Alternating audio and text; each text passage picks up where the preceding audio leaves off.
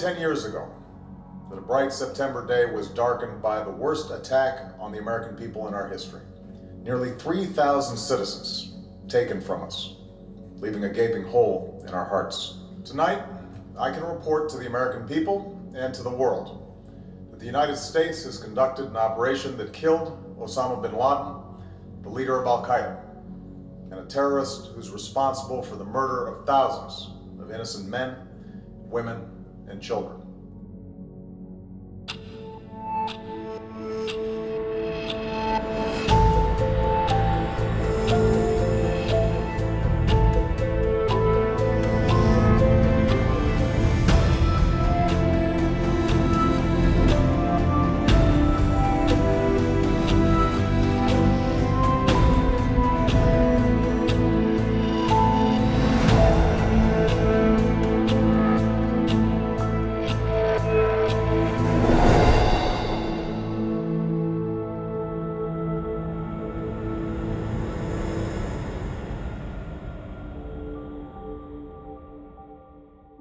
La venganza debe ser uno de los motivos más ancestrales que hay para matar, ¿no? Si nos remitimos a los primeros textos conocidos, a la primera literatura conocida, Odiseo, es decir, Ulises, se venga de todos aquellos que trataron de arrebatarle a Penélope, ¿no? La Ilíada de Homero, la venganza tiene un espacio muy grande también. Shakespeare yo creo que narró la venganza como nadie en algunas de sus obras, y así hasta hoy, ¿no? Donde se sigue matando por venganza.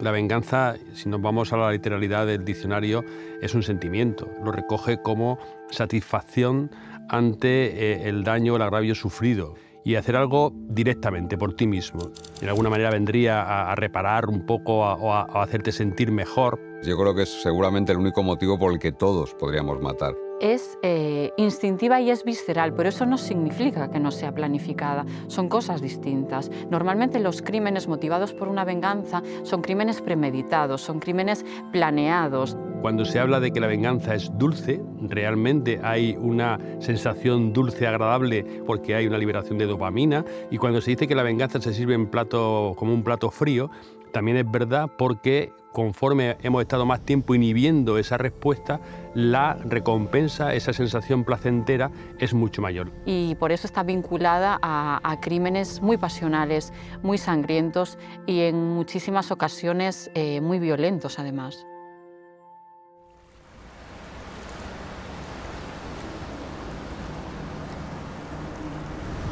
...19 de agosto de 2020, primera hora de la mañana, y en la central de emergencias de Pontevedra, de Vigo, empiezan a llegar llamadas de conductores que dicen que hay un coche parado en el Ponte de Rande y que además hay un hombre que se ha bajado de él, que está caminando y que creen que va a lanzarse.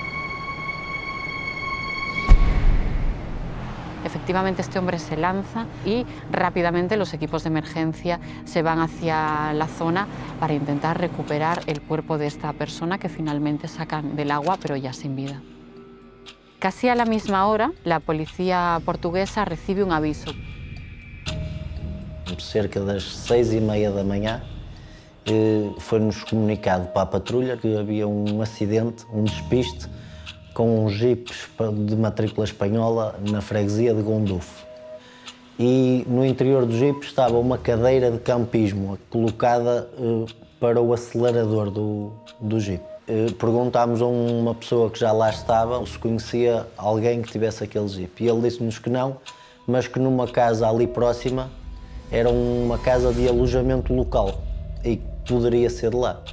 A casa fica a 50 metros, nós fomos até junto da casa, vimos pegadas de sangue junto à porta. Ven algo raro porque hay unos cristales rotos, creo recordar, hay algo en la casa que no cuadra, y cuando entran se encuentran una escena verdaderamente terrorífica.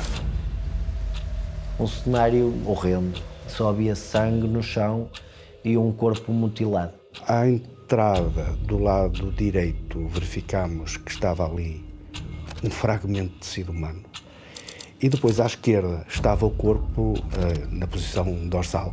Tinha extensas lesões. Na cabeça víamos o encéfalo, na zona dorsal víamos as vísceras e o rim. A partir do momento que nós sabemos que naquela casa estava um homem e uma mulher, nós partimos do princípio que o autor material daquele crime seria a senhora, que empregou muito ódio.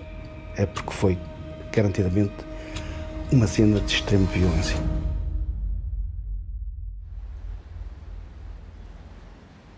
Na altura, surge uma senhora e abordámos a senhora e realmente depois vimos que a senhora estava maniatada atrás das costas, com as mãos atrás das costas, e tinha as mãos todas cortadas. Estaba en estado de shock, la encontraron casi catatónica. Eu vejo uma senhora loira, cabelo avermelhado do sangue, com uma camisola comprida branca, que já não era branca, que era vermelha, e parecia estar perdida. Estávamos a falar com ela e é quando ela nos diz que quem terá feito aquilo, ou quem fez aquilo, foi o ex-companheiro dela, o Carlos. La persona que se suicida en el puente de Rande, se llama Carlos, había metabolizado muy mal la separación de su mujer. Nuria Rodríguez y Carlos Sande fueron pareja durante más de una década. Residían en Vigo, él era además una persona muy bien relacionada socialmente y los dos compartían una empresa textil. La relación se rompe y Carlos no asume la separación de Nuria. También es entendible que la venganza debamos interpretarla como percepción de daño previo. Es decir, que el agresor sí puede sentir que su mujer lo ha dañado cuando se ha separado. Y en este impasse de tiempo conoce a Luis Miguel, que era una persona que conectaba con ella a través del pueblo de sus abuelos. Y es un hombre que llevaba poco tiempo de relación con ella y que es asesinado apenas cuando estaba dando sus primeros pasos, ¿no? De hecho, el crimen se produce en las primeras vacaciones que pasaba junto a Nuria, junto a su nueva pareja. Nuria y Luis Miguel se van a pasar unos días a Ponte da Lima, que es un lugar que está aproximadamente 1 hora en coche de Vigo y que es un lugar donde, bueno, ella se sentía a gusto y se sentía segura. Pero no tarda en llegar Carlos. Dias antes da ocorrência dos factos, o Carlos descobriu onde eles estavam, tentou demover a Núria e levá-la para casa, ela negou-se, não é? E desentendeu-se com o Luís e agrediu com uma garrafa na cabeça. ¿Cómo sabía Carlos que Nuria estaba allí con Luis Miguel? Pues porque Carlos había colocado un GPS en el vehículo de Nuria para saber en todo momento dónde se encontraba su expareja. Sendo que a partir dessa altura nunca mais estiveram com ele, até o dia dos factos, não é?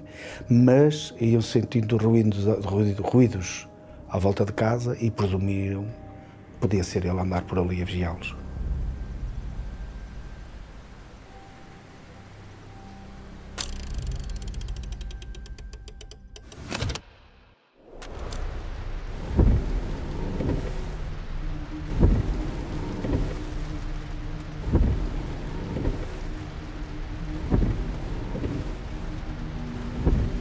A Núria contou-me que tinham estado a ver televisão até às 3 da manhã e que foram para a cama. O Carlos entra, uma katana numa mão e uma machada na outra. E a determinado momento ouviram um ruído e o Luís saiu em direção à cozinha para perceber exatamente o que estava ali a acontecer. E o primeiro que recebe é um golpe que lo deja cao, lo noquea. Partiu o crânio, não é? E morre ali. E então aparece em escena Núria. A Núria está ali e naquela perspectiva de que é isto, não é? Lo que hace es maniatar a Nuria en una silla con unos cables. E entretanto ele ali já faz as coisas mais por diversão, é? Le clava cuchillos, le dá golpes, le dá puñetazos. Se calhar grande parte das lesões que ele tinha foram pura e simplesmente diversão e mostrar à Núria que nunca deveria ter deixado. Que nunca o deveria ter deixado. De los golpes se pasa a cuchilladas y de las cuchilladas aparece el machete con el que Carlos acaba cortando los genitales de Luis Miguel. Amputarle los genitales delante de la mujer para que sea testigo de lo que es la conducta derivada de su decisión de romper con él, pero al mismo tiempo quitándole lo que más sentido le da a la masculinidad de esa construcción androcéntrica, que son los testículos como referencia de todo lo que supone la respuesta masculina. Cuando estaba a punto de hacerse de día, él la cogió y su intención era llevársela de la casa con vida, pero se dejó algo dentro que lo podía incriminar. Ele esqueceu do telemóvel dele e é nessa fração de segundos em que ele se desloca ao interior da habitação para ir buscar o telemóvel que ela foge pelo jardim y desce o muro y que se esconde por baixo de un espigueiro. Él la buscó, pero no la encontraba. El tiempo se le echaba encima. Entonces la única salida que encontró fue tirar el jeep de Nuria cuesta abajo para impedir que ella pudiese irse de allí, y él sí cogió el coche y se fue corriendo a Vigo. Eu acho que o propósito era tirá-la dali. Julgo, muito provavelmente, que era para matar a ela e para suicidar a ele. Porque ele tinha uns tubos na mala do carro e pareceu-me que ele, se calhar, estaria a pensar em fazer qualquer coisa tipo por asfixia por monóxido de carbono ou qualquer coisa do género. El homicidio-suicidio lo que busca es fundamentalmente matar a la otra persona, y lo que no quiere es responder ante la sociedad de ese homicidio que ha hecho. Por eso el homicidio-suicidio suele ocurrir con más frecuencia en personas de nivel sociocultural más alto y en personas que están integradas, muy integradas en la sociedad, ¿no?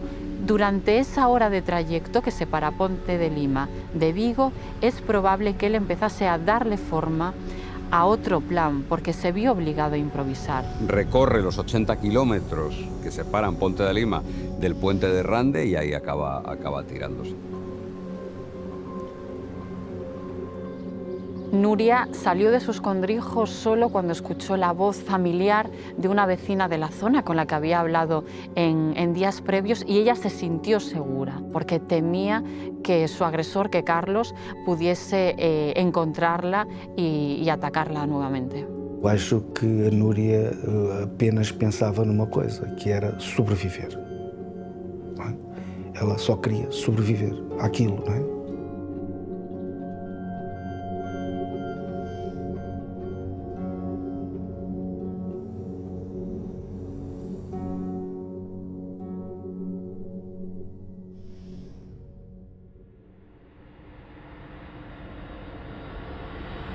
The American people did not choose this fight. It came to our shores and started with the senseless slaughter of our citizens. And so we went to war against Al-Qaeda to protect our citizens, our friends, and our allies.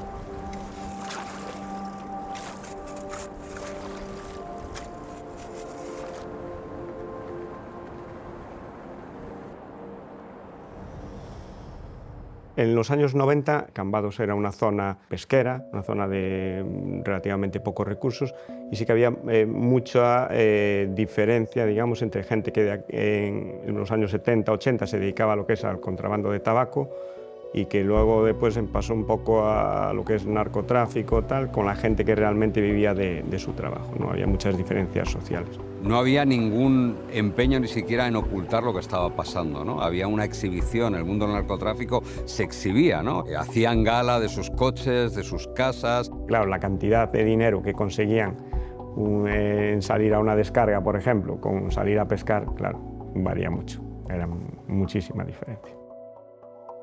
¿Sabe lo que le pasa a Galicia? Que hablamos mucho y... Manuel Baulo era el líder de un clan de transportistas que se llamaba Os Caneos, formado sobre todo por él y por su familia. Él tenía 9 hijos, creo recordar. Y había dado el paso al narcotráfico. Él había estado relacionado tanto con el clan de los Charlines como con Sito Miñanco. Sí que pues, entre ellos pues, digamos, realizaban descargas de droga que venía de Sudamérica. Sus hijos también estaban implicados con el mundo del tráfico de drogas. Su mujer venía de una familia que también estaba implicada con el tráfico de drogas. Al final es un entramado familiar en el que están sus hijos, están su cuñado, están sus sobrinos. Es una estructura muy segura. No es muy normal que tu familia te delate, ¿no? Entonces pues te da un plus de seguridad.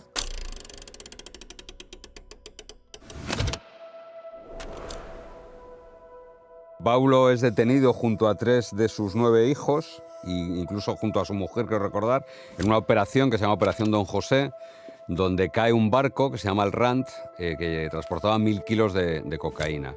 1000 kilos de cocaína que eran del clan de los Charlines. Y Baulo, después de ser detenido en esa Operación Don José, comenzó a aportar información sobre el clan de los Charlines, ¿no? Se suponía que él podía estar trabajando, facilitando información sobre otros clanes de la zona. Y cuando tú eres un arrepentido, como lo fue él, pasas a ser un chivato y un traidor, y eso te dibuja una diana en la frente.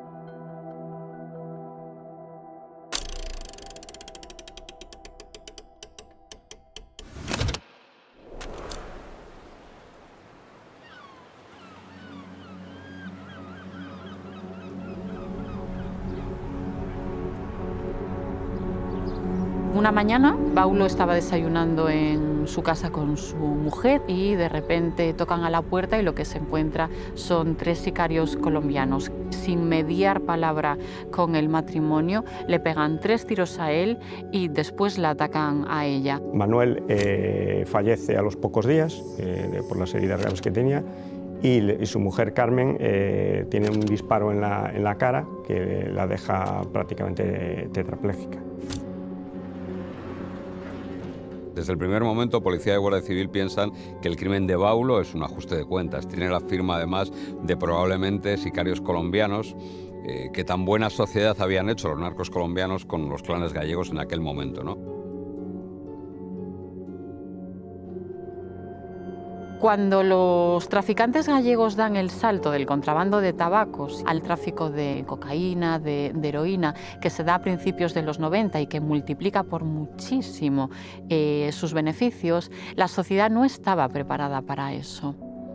Los muchachos, gente muy joven, empezaron a fallecer por sobredosis. Se llegó a hablar de que se perdió una generación de chicos, una generación en blanco.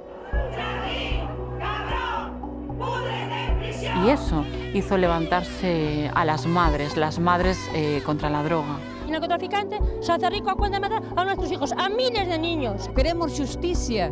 Eso provocó un movimiento social, un movimiento civil muy importante que encabezó Carmen Avendaño, las Madres contra la Droga de Galicia. De aquellos movimientos nació el Plan Nacional sobre Drogas, de aquellos movimientos nacieron reformas legislativas que, por ejemplo, permitieron que los bienes intervenidos a los narcotraficantes se destinasen a la lucha contra el narcotráfico, y todo aquello indudablemente se lo debemos a Carmen Avendaño.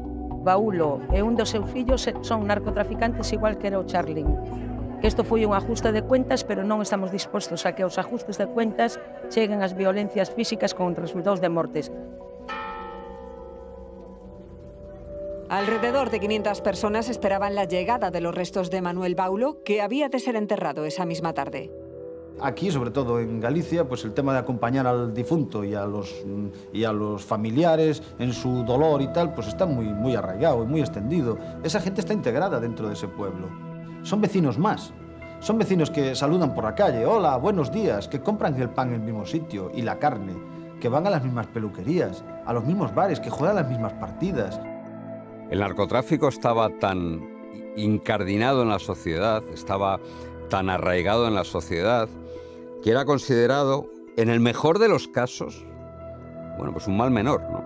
Y a eso jugaban también la clase política, ¿no? Ellos además pues intentaban pues comprar voluntades de la gente, pues si alguien tenía un problema, pues oye, pues yo te doy algo de dinero, pero ya sabes que cuando yo te pida algo, pues te tengo sujeto, ¿no? Que hay pues 4 o 10 personas que desarrollan su vida también al margen del resto de los camponeses y claro, de la misma manera pues el resto de los camponeses lo tomamos como un mal menor, es algo que está ahí y algún día habrá que ponerle remedio, pero desde luego no es algo que nosotros tengamos en la mano buscarle la solución.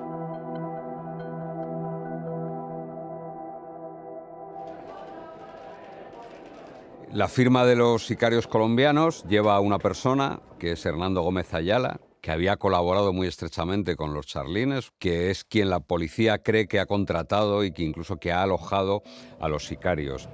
Y absolutamente nada tengo que ver con el sexo, no tengo más nada que ver. No quieres hablar. La mujer de Baulo, que sobrevivió a este ataque de milagro, pudo reconocer las caras de quienes lo habían cometido. ¿No tienes dudas sobre ninguno de ellos? Ninguna. ¿Ninguna? No, ninguna. ¿Puede identificarlos bien a todos? A todos. ¿Y qué pensó ahora al verles las caras tan de cerca? Que son asesinos criminales. La condena por el crimen de Manuel Baulo, la condena final, fue de 33 años de prisión para los 4 colombianos, para los 4 sicarios que ejecutaron el crimen. Pero nunca, jamás se supo quién los había contratado. Las sospechas están ahí. Y esta fue la primera vez que Galicia se convirtió en lo que temían aquellos pioneros de la lucha contra el narcotráfico en Galicia, ¿no? De la sicilización de Galicia, ¿no? De convertir a Galicia en una pequeña Sicilia donde los crímenes y los ajustes de cuentas estuviesen a la orden del día, ¿no? Este es mi territorio, yo estoy aquí y tú debes hacer lo que yo te mando, y como no lo hagas, pues te expones a que te haga lo mismo que le he hecho a esta otra persona, ¿no? Es marcar territorio. Porque es la forma de utilizar esa violencia aleccionadora para que la gente aprenda qué es lo que puede pasar de no seguir las pautas que se establecen.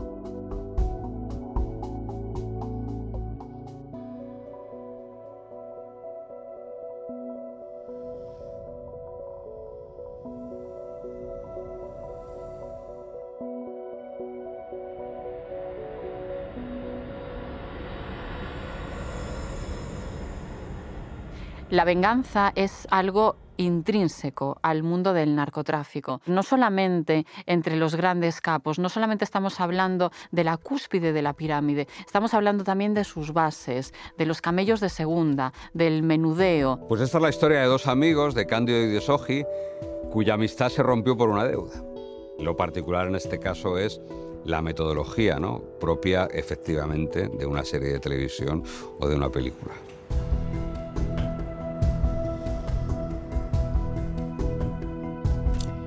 Cándido Español López es una persona que desaparece el 4 de septiembre de 2015. En las primeras declaraciones que se toman al entorno más próximo de Candy ya empiezan a manifestar y a reconocernos que Candy era bastante conocido por ser una de las personas que más droga movía en la zona de Illescas. Y ahí en ese entorno aparece otra persona, que es Antonio Alfonso Diegues, que es conocido como Soji. Ellos tenían una relación de amistad de años. Pero cuando el mundo del tráfico de drogas, del menudeo, entra un poco también a formar parte de esta relación y de sus negocios, las cosas empiezan a enturbiarse. Estaban conviviendo en casa de Soji, que a él le desaparecían pequeñas cantidades de dinero. Candy intentó hacerle ver que esas cantidades de dinero que le faltaban posiblemente las sustrajera un tercero que también estaba con él habitualmente en la vivienda. Soji cesa esa amistad con esa tercera persona por los consejos de Candy. Candy empieza a gastar dinero de forma un poco alegremente y eso levanta las sospechas de Soji. Ya él empieza a asociar ideas y a pensar que efectivamente Candy es la persona que le está sustrayendo el dinero y que este estilo de vida que llevaba es, digamos, a costa del dinero de Soji. Cuando tú percibes que una persona ha actuado contra ti y le deseas un mal y ese mal está al alcance de tu mano, es cuando tú te planteas materializar ese daño, ese mal, a través de tu propia actuación. Y entonces llega a oídos de Soji que Candy y unos brasileños querían entrar en su vivienda para robarle la droga que él tenía en el laboratorio, y eso Soji fue algo que no estaba dispuesto a tolerar y que fue el detonante de que se produjese la muerte de Candy.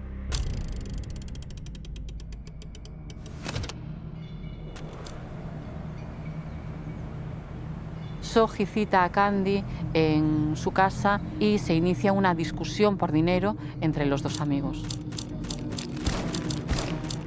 Soji le pega 3 tiros a Candy, acaba con su vida. En ese momento en la vivienda Soji no estaba solo, estaba otro amigo suyo y estaba su Patricia, su pareja. Lo primero que hace, su primera reacción es meter el cuerpo en un arcón congelador. sintió que quizás no era el escondite más seguro y entonces cavó un hoyo en el jardín, justo al lado de la piscina, y lo enterró.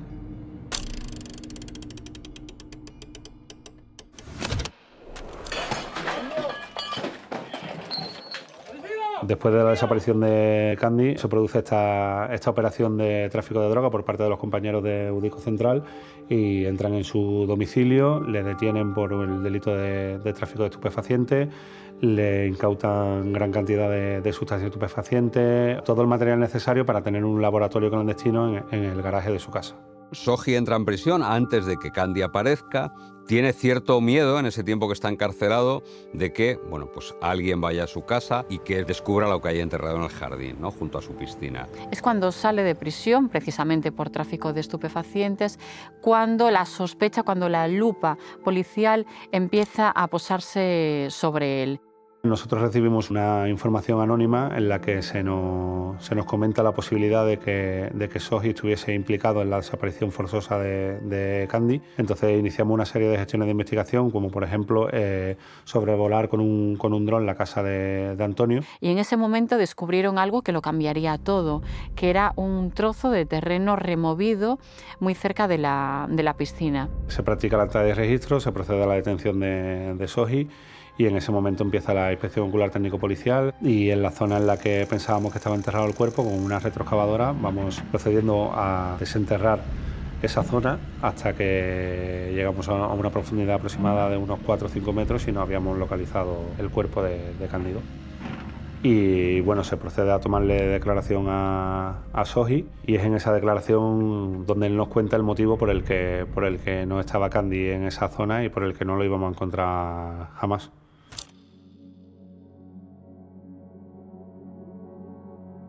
El tercer paso de Soji en este crimen casi perfecto fue ir al jardín, desenterrar el cuerpo casi descompuesto en ese momento de su amigo por el tiempo que había pasado. Se traslada a un establecimiento a comprar 2 codillos, hace en su casa probatura utilizando productos químicos que tenía para la fabricación de la cocaína, ácido clorhídrico, sosa cáustica y otra serie de productos, y observa como una de las mezclas que hace disuelve la carne, el hueso, pero también el plástico, el contenedor, y la otra mezcla solo deshace el tejido orgánico y el hueso. Siguió la metodología de los cárteles mexicanos, ¿no? Había un asesino que trabajaba para el cártel de Juárez que le llamaban el pozolero. El pozole es una sopa en México y le llamaban el pozolero porque convertía los cadáveres en sopa. Y una vez que el cuerpo está disuelto, lo sitúa en una carretilla, lo amarra a una carretilla y va por diversas partes del pueblo, ¿no?, volcando la carretilla. De tal forma que la Policía Nacional no descubre nada de Candy en el domicilio de Soji, excepto la ropa que sí que aparece en el registro que había pertenecido, sin ningún género de dudas, a Candy, ¿no? Pero no hay un solo resto humano de él.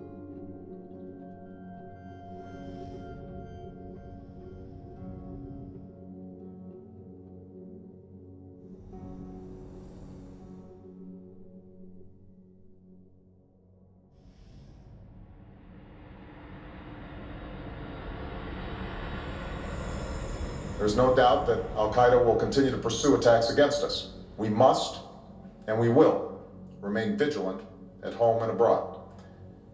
As we do, we must also reaffirm that the United States is not and never will be at war with Islam. Bin Laden was not a Muslim leader.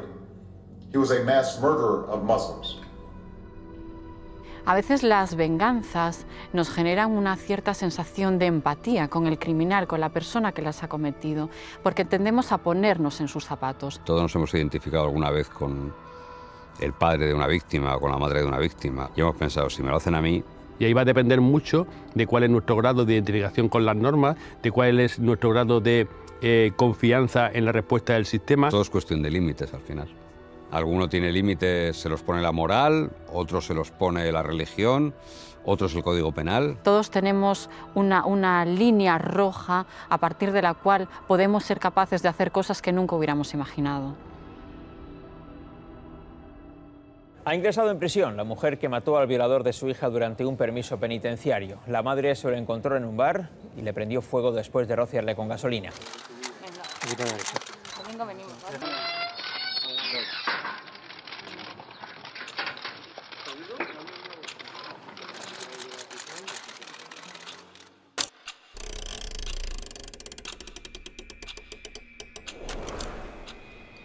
Mari Carmen es la madre de Verónica. Residían en una pequeña localidad alicantina, Benejúzar, y una mañana Mari Carmen manda a la niña a comprar el pan. Verónica va a comprar el pan y se para un poco jugando con un perrito que había en una finca.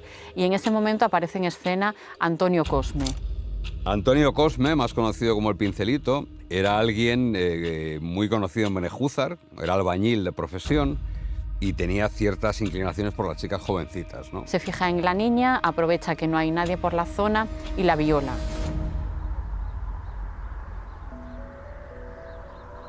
El Pincelito fue condenado con pruebas, aunque él siempre negó los hechos, pero sí que había pruebas sólidas. Analizaron la ropa de Verónica, analizaron su ropa interior, se encontraron con que había restos de semen en ella, también vieron marcas de arrastre, de haberse defendido en la zona. Fue una condena bien fundamentada, evidentemente.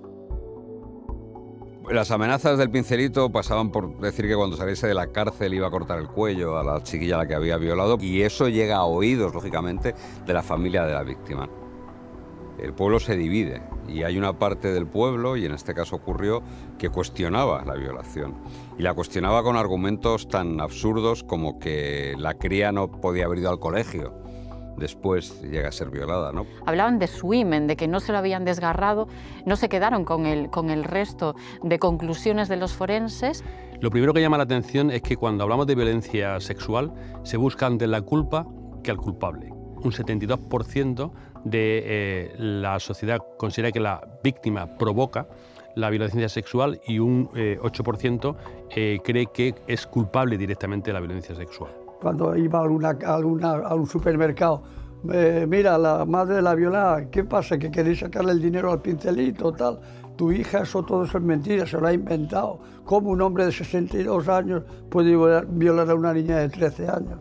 El sistema tiene que ser consciente no solo de lo que es la pena que le pueda poner al agresor, sino la actuación sobre la propia víctima en los entornos, lo que demuestra que el sistema ha fallado profundamente. Es tanta la presión que tiene 2 intentos de suicidio a lo largo de ese año. Empieza a ser tratada por psiquiatras del hospital de la Vega Baja. Y todo esto compone un cóctel absolutamente explosivo y sobre todo volátil, ¿no? Que en cualquier momento, cualquier pequeña chispa puede provocar una gigantesca explosión. Eran las 9 de la noche ya, las 9:30 de la noche, cuando me suena mi móvil. Don Joaquín, es urgente, mi hermana le ha pegado fuego al violador de su hija.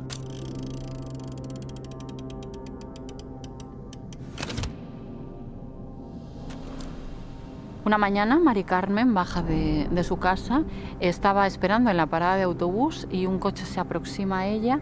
El Pincelito está de permiso penitenciario, vuelve a su pueblo. Hay una versión que mantiene que él fue a buscarla, o que la vio por lo menos y decidió acercarse a ella y preguntarle por su hija, ¿no? Le dice, buenos días señora, ¿cómo está su hija? Y entonces empieza diciéndole, maldito, maldito, que has venido, que has venido. En ese momento Mari Carmen se nubló porque recordó una frase que tenía muy presente en su memoria, y era que él había dicho que cuando saliese de la cárcel le iba a cortar el cuello a su hija. Pero lo ve que entra al bar. El Pincelito ve que entra a un bar que hay a unos 50 metros.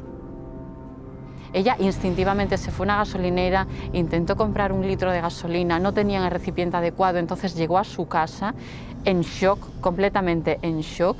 Le cuenta a Verónica lo que ha pasado, lo que ha visto. Lo que hace es que va al bar a ver si está el Pincelito de verdad o es imaginación de su madre. Y Verónica ve a su violador, ve a Antonio Cosme, y se va del pueblo, decide en ese momento irse del pueblo. Y mientras tanto, Mari Carmen coge una botella, se va a la gasolinera, el dinero que tenía para comprar el pan ese día lo utiliza para comprar gasolina. Sin pensarlo se dirigió al bar Mari, donde estaba en aquel momento Antonio. El dueño del bar la ve al entrar y le dice, Mari Carmen, tal. Y dice, no, nada, no te preocupes. Va tranquilamente donde está él, le da en la espalda, se vuelve y le dice, ¿qué? ¿Me has conocido? Y entonces él le dice, no, contigo no quiero nada, tal. Le echó parte del contenido de la botella encima y cogió una cerilla y llegó a decirle, esto es para que no te olvides nunca de mí. Y en algún momento hay un forcejeo, trata de intervenir el dueño del bar. Y en este pequeño forcejeo, la cerilla se cae al suelo y es cuando prende, y es cuando Antonio se convierte un poco en una antorcha humana. Él intenta ir hacia el baño, supongo que para mojarse, ya en llamas. El dueño del bar coge un extintor que había en el bar y le rocía con el extintor, sin saber que eso es finalmente lo que le va a provocar la muerte. Ese fue el final de Antonio, porque el polvo del extintor hizo que sus heridas se infectasen y solo sobrevivió 10 días a causa de estas quemaduras. No habría pasado lo que pasó si hubiese existido una orden de alejamiento, un destierro, como se decía antes, ¿no? Debería haber sido imposible que esa persona se hubiera acercado a la familia o a la víctima de la violación.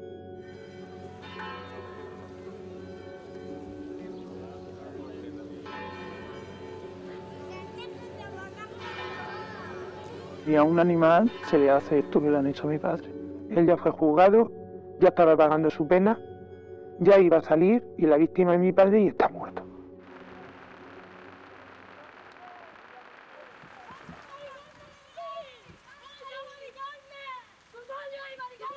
Esta forma de tomarse la justicia por su mano divide a Benejúzar también. No solo divide a Benejúzar, sino yo me atrevería a decir que divide a la sociedad española, ¿no? Hay quien le parece que, dado que la administración o nuestro Código Penal no ha hecho suficiente justicia, pues ella se ha tomado la justicia que no tuvo.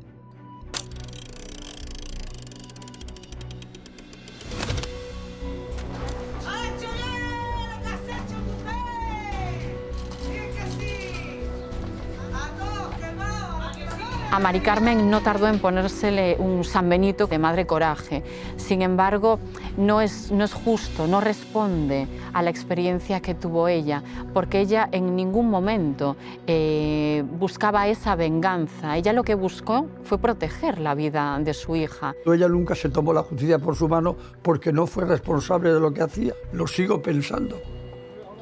Mi madre, desde el primer día que ahí me violaron, está en tratamiento psicológico, yendo a la psiquiatra, tomando medicación y sigue aún con ello. Una madre que no está en su estado consciente sí lo hace, una que está bien no lo hace, porque mira la pena que ha traído ahora, porque ahora nosotros, nuestra familia, estamos destrozados. Mari Carmen, tras la agresión al pincelito y su posterior muerte, fue condenada a 9 años de prisión, paradójicamente la misma condena que le había caído al violador de su hija. En el caso de Mari Carmen se tuvo en cuenta un eximente por enajenación mental, que también tuvo en cuenta el Tribunal Supremo cuando rebajó la condena de 9 a 5 años de prisión para ella. El indulto es una figura legal creada con la finalidad de rebajar en algunos supuestos excepcionales la rigidez del sistema penal. Consiste esencialmente en que el Poder Ejecutivo perdona a la persona condenada una parte o toda la pena que se le ha impuesto. Por ejemplo, los casos de agresión sexual, ¿no?, continuada durante años, la persona que comete el delito ve que el delito, por ejemplo, un crimen, ¿no?, un asesinato, es la única forma de salir de esa situación terrible en la que está. Se presentó un primer indulto, fue rechazado, ella siguió peleando, peleó durante 8 años. Este es un caso distinto, ¿por qué? Pues primero hay un perjudicado directo, la persona que comete el delito no es la directamente perjudicada, aunque lo es indirectamente, o sea que a uno le violen a una hija tiene que ser una cosa terrible. Presentó un segundo indulto que el Consejo de Ministros también acabó rechazando y finalmente ella llegó un momento en el que tiró la toalla. A mí me gustaría que los jueces decidieran de una vez, ¿entro o no entro de verdad? Si lo merezco entrar, que entre. Si no merezco entrar, que me dejen fuera libre ya, pero que me dejen vivir, que son 13 años que estoy muerta en vida, viva muerta. Desde que violaron a mi hija, yo he sido una persona, un muerto viviente. Un muerto viviente, a base de medicamentos. Claro que me arrepiento mientras viva, ¿eh? Tú sabes que quitarle lo que le quita a su familia, eso es muy grande. Eso es mucho.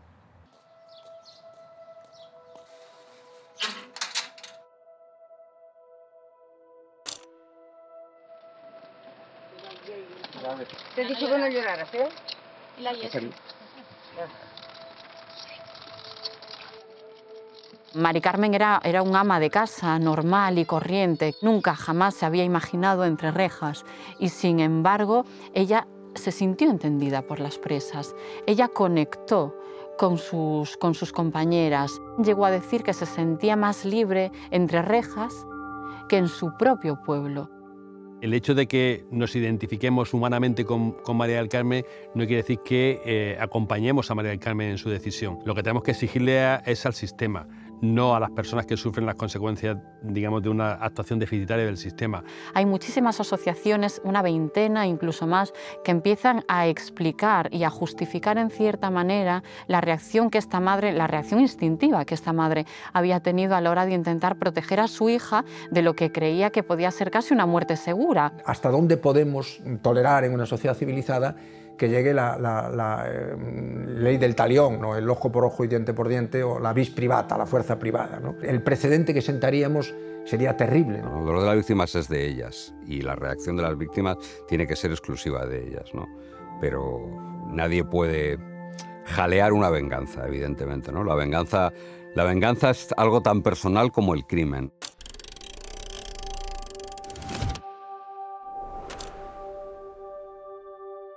Después de cumplir esa condena de 5 años, ella salió de prisión. Su familia, por supuesto, y su entorno más cercano la acogió con todo el cariño del mundo. Desde que estos chiquitos nacieron, ha sido mi pilar. Como yo dije, digo, han nacido 4 rosas. No llores. Hasta luego. Cientos de personas se manifestaron ayer por la tarde en la Plaza de la Constitución de Benejúzar, Alicante. Expresaban así su protesta por la puesta en libertad condicional. Pero lo cierto es que Benejúzar sigue dividido entre los que estaban a favor de Pincelito y los que están a favor de Mari Carmen.